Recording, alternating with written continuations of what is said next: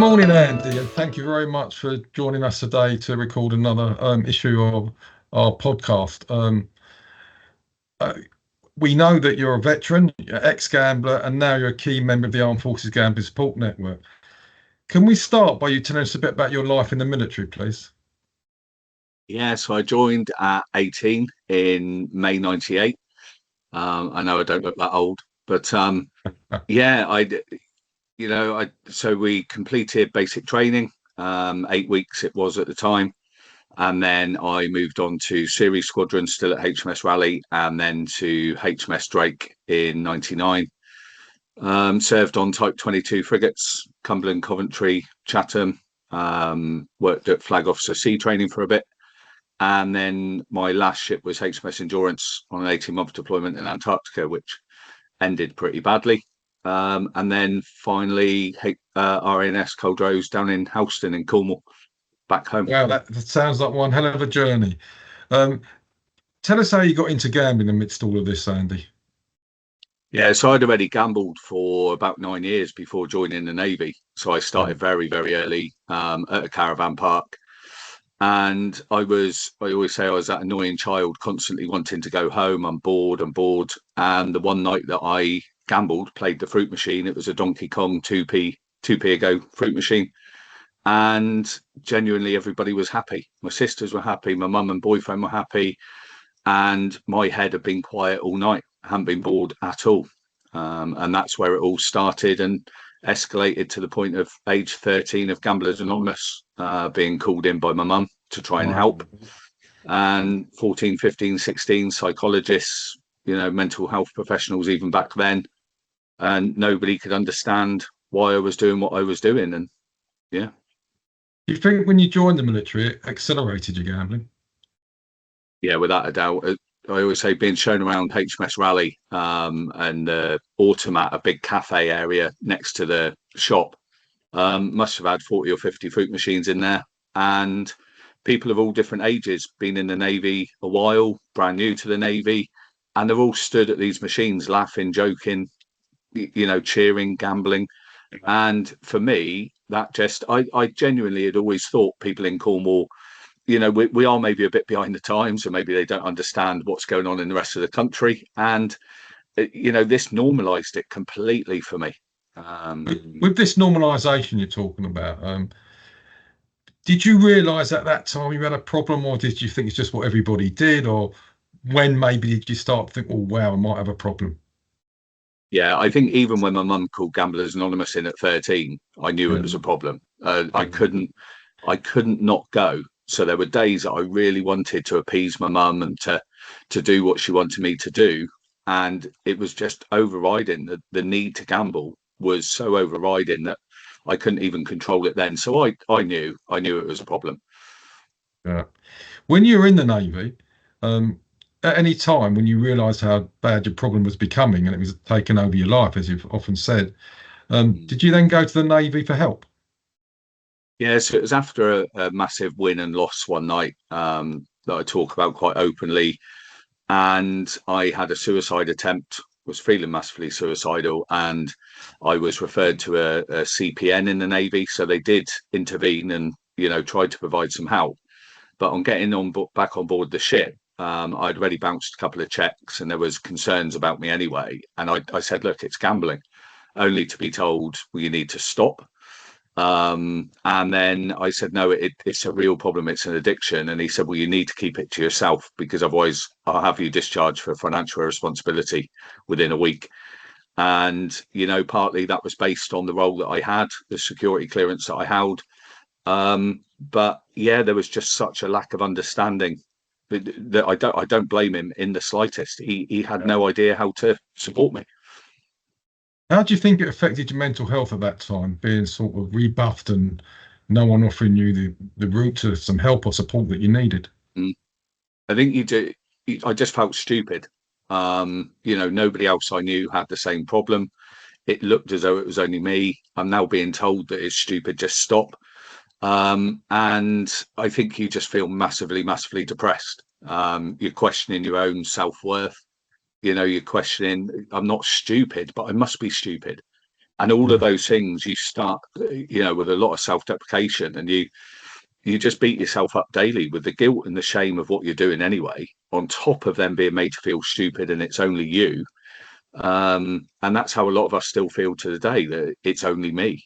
Through that time when you started to get those feelings, did you ever have any thoughts of taking your own life? Yeah, so I had that suicide attempt at 27. And to be totally honest with you, so my mum had quite a strong suicide ideation growing up. She struggled with her own mental health. And I remember chasing her around the town with handfuls of tablets, at 8, 9, 10, 11 years old. And so I think it was quite normalized for me anyway. Yeah. But I grew up and throughout my whole adult life thinking suicide is a case of when and not if. So it was just very real for me throughout my life, is I will just end it one of these days. And my uncle took his own life at about 47, I think. And I always thought, if I can get to 47, I've done well. Like, that's always been my target, is if I can just get past where he did, and could stick it out longer than he did, it would be a win almost. So yeah. So that's one you carry on winning for the rest of your life. Yeah. There's a lot of good data out there, and I know from reading some of it that people in the military are up to 10 times more likely to suffer gambling-related harm. Why is that, do you think, Andy? I think the biggest one for me is the inability to be open about thoughts, feelings, and emotions. It's something that, I think all of society struggles with, but men in particular. There's that ridiculous alpha bravado kind of nature. But I think a lot of people in the forces join up already with some adverse childhood experiences, coming from dysfunctional family backgrounds. We're then told to crack on, to man up, to get over it. We don't talk about things like that. And as I just mentioned, gambling is so misunderstood that will be the last thing anybody talks about.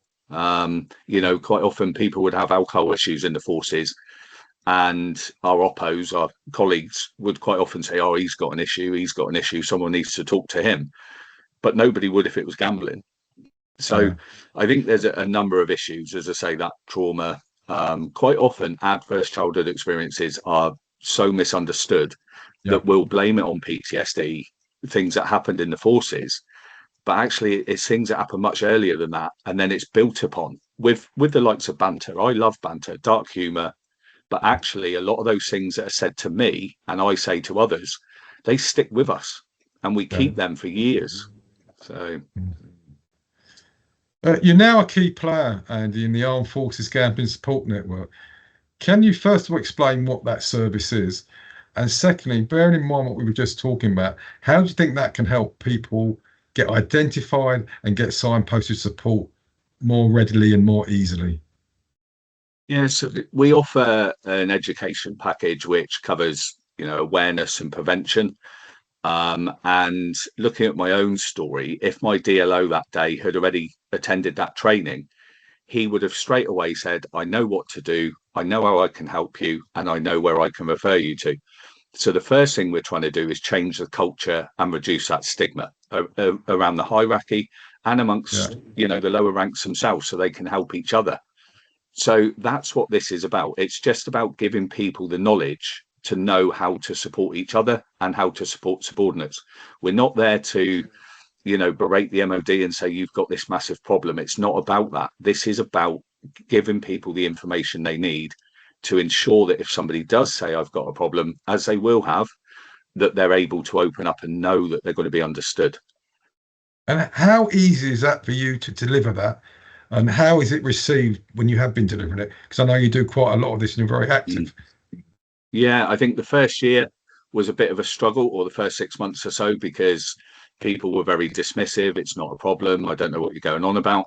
And I'm fortunate that I'm quite open about my story and quite, brutally honest. And it's when people tend to hear that story and they think, okay, I know people like that, actually. Everybody knows a brother, a cousin, a sister, a mum, or somebody who's got a problem. So as soon as I started to share that story and the real life elements of it, they actually can't argue against that.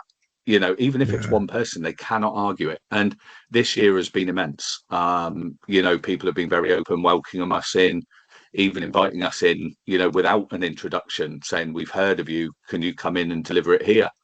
veterans in custody, people like that who are often massively forgotten. And we've managed to reach some of them, which will change their lives around because they're able to openly admit that's what, played a big part in my conviction. So, but it's that one-to-one support as well. You know yourself, with the amount of therapists that you have there readily available who are open to help in the armed forces, can do it in a confidential manner. So these people aren't having to risk their careers. They can reach out to the likes of Beacon and Break Even, but no more. They can reach out and say, can I have some one-to-one support? And that's massive for people to be able to do that. You're always very vociferous, and I've heard your presentations before, especially the work you're doing with the Armed Forces Network. I've also had the pleasure to meet your better half, and I'm just wondering how you being out in the public eye, doing what you do, how do you think that affects, and what we affectionately term the affected others, and especially your family? Yeah, I'm very conscious of it a lot of the time because it's very easy for me to be brutally honest because I am where I am. I've done what I've done. However, I know that every time they hear it, they may not want to be dragged into it again because it's bringing up, old things for them. So I'm very conscious to have that chat to them before I do any of this kind of, especially media work or things like that. I will have a chat to them. I think they're very, very proud of what I do. My partner, I think, gets very frustrated that she's still almost the forgotten one, that she goes to work every day in a job that she probably doesn't really want to be doing in the civil service. And I'm out floating around, going and telling my story for 45 minutes and staying in a hotel, having a nice meal out and coming home. So, she'll always say, you've done everything wrong in life, broken all the laws in life. And, people now want to hear you. Yeah, I've done everything right. And people are like, it's a bit boring. They're massively affected, and it's affected every walk of life. It probably dominates my life as much now as it did when I was gambling, if I'm honest. So Yeah, it's yeah. about recognizing that and, reining that in at times and making time for them again, because they go through so much without the fun that we had. Because we'll always talk about gambling as in, there were times when I absolutely loved it. I'm winning, I'm living a life, and that is my partner, my children, none of them even have one of those good days. They've had none of the good, they've had all of the bad, so they need recognition big time. Need recognition, and we need to make sure, especially within the National Gambling Support Network, we really focus on looking after all those that have been affected. To finish up with, Andy, I first come across you when you were working for Alerts. Can you tell us a little bit about that and some of the feedback you may or had or not had about Break Even in your time there? Yeah, so the Alerts was established as a lived experience group to really work with service users that have maybe been through your service or other services within the NGSN, to gather feedback and to then make recommendations on where improvements could be made, what treatment was effective, which treatments weren't effective, and make those recommendations. So that's what we were set up to do. And I was your core member, that we called it. So we were given certain providers. And, there's a lot of talk at the minute with the levy coming in about which service providers will be kept, what expertise we will lose. And I genuinely believe we can't afford to lose a single bit of it. I do believe there's some providers that, need to up their game and need to be better at what we do, because ultimately the individuals are the ones that are losing out in this.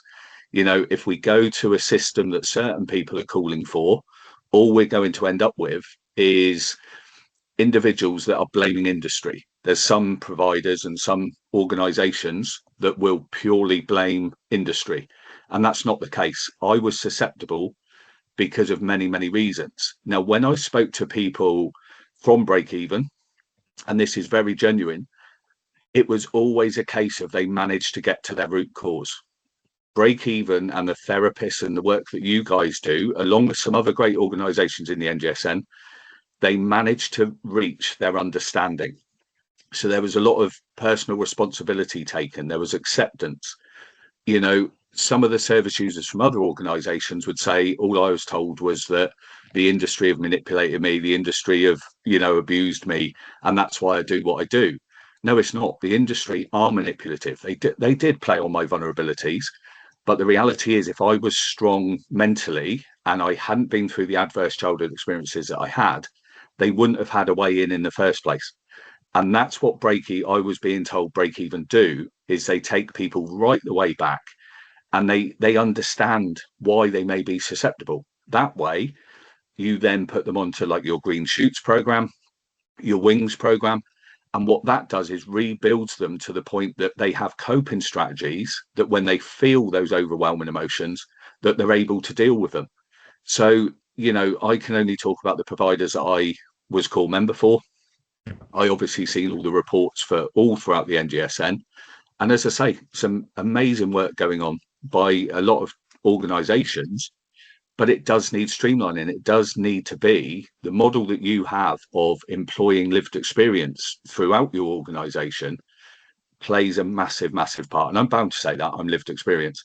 But the feedback that I get is that I need to talk to somebody who's been there, done it, and understands it. And that's what I found throughout Break Even, was there's that level of understanding.